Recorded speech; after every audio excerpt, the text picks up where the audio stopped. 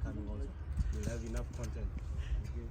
Coach Manqoba, thank you so much for welcoming us and inviting us. But most of all, it's the big one. Some say you might be favorites against a city that is a low-key team for their stature. But those who understand football tell you that it's one of the matches that has got so many difficulties in terms of the personnel, the mental attitude of your players, towards the actual match, because probably if they're not playing against the top 2 or top 3 teams, it's always a mental thing. How are you preparing for this one, looking at its stature?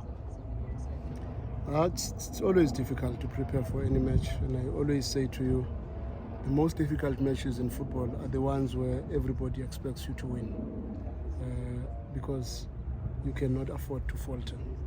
And those games need a lot of extrinsic motivation, because sometimes if the players don't understand the value in winning these matches solely for the purposes of going through to the next round, then I don't think they deserve to be in an environment like this.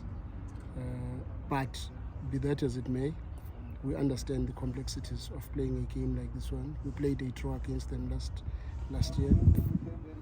They did not lose a match in the last 5 matches of the season because of their style of play. Sometimes man-to-man, sometimes always an extra player, sometimes a line of 5 or 6 at the back when they are trying to make sure that they don't concede. So we must come up with a plan to make sure that we break the game down as quickly as possible.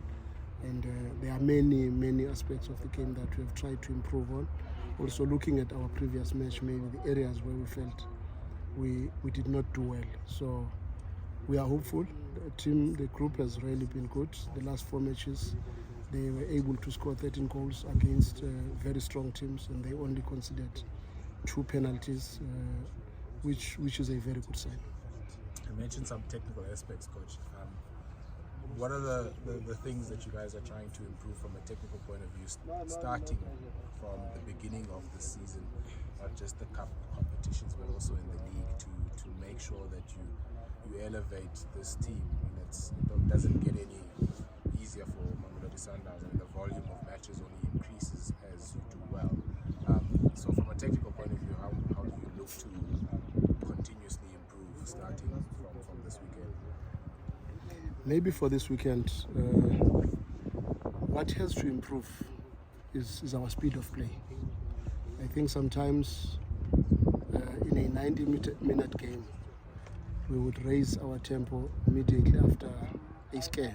Either after half-time, we realize we should have tried to play this game from the beginning, because opponents are happy to have a game where they don't concede for the entire 45 minutes. So it's very important that we understand that, because sometimes our patient build-up makes us not to create as many opportunities. And in South Africa, if you don't create a lot of opportunities, you are most likely not to score, because for us maybe to score 2 goals, we need probably 8 to 10 chances sometimes. On a good day, we can bury them, but on a bad day, we can have a miss after miss after miss after miss.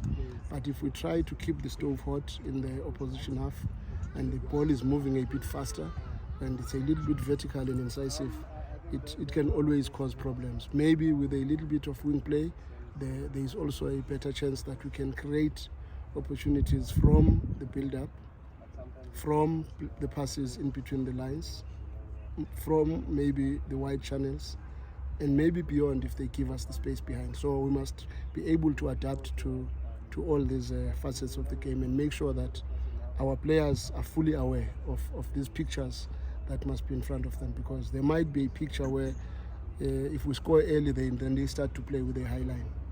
It becomes a very interesting picture. But what if the opposite is true? You don't score early and they sit back and they wait for your anxiety and they wait for your desperation, and the game starts to become scrappy. So we have to be aware. That's why we've got dribblers to also try and create something from set pieces, a lot of fouls in and around the box if needs be, so that we can use the strength we have. We've got Ribeiro is strong on set pieces. We've got Aubrey strong on set pieces. We've got Tebza is strong on set pieces. So the game must be a little bit more played maybe in totality or according to the situation. You're expecting a more ruthless Sundowns this season. That's what we want to try. Coach, Lodge recently returned from full training. What's the update on his fitness? How soon can we see him on the pitch? To be honest, he has not started full training, but probably by the end of next week, I think he would be in full training. Then once he's there, he's already close to also helping us, and we believe he's going to help us a lot. The system we're playing will allow him probably a little bit more of an edge and give us what we believe he is capable of. Coach, I think you've spoken quite glowingly about the Thapelo Maseko in recent days in regards to possibly a different position, but my focus is more on a different player who's been here. I think he's probably the longest serving of the club, Themba Zwane.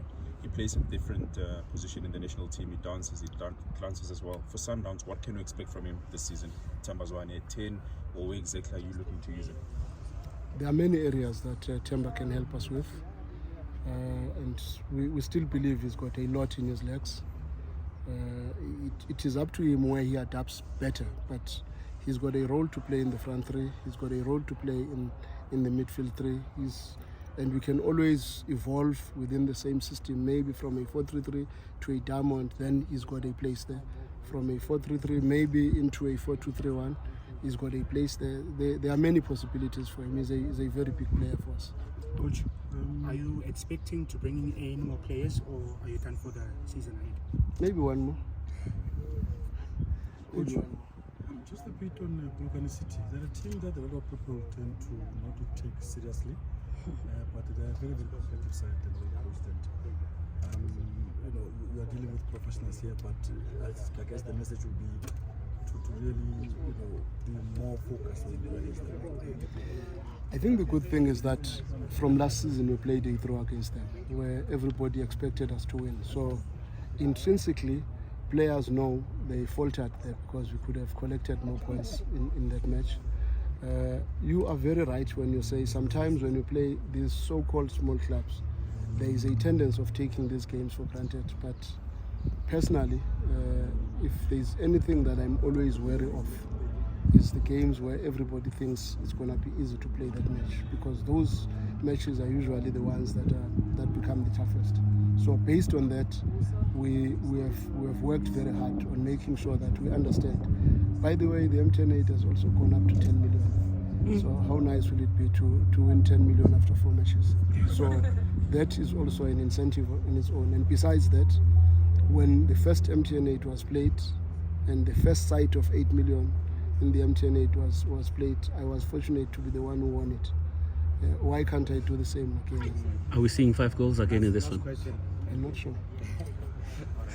Coach, just out of curiosity, not a official question, how does that match rate, that finally MTN8 that you won, the 6 at Orlando Stadium? What I said to the players, I said they must break that record from preparation. They must make sure that, because in that MTN8 we played 4 matches, we scored 11 goals, we conceded 1. So this time around they had the same mandate to try to match or better that, and they scored 13 goals and conceded 2. Thank you, Coach. So maybe it's possible.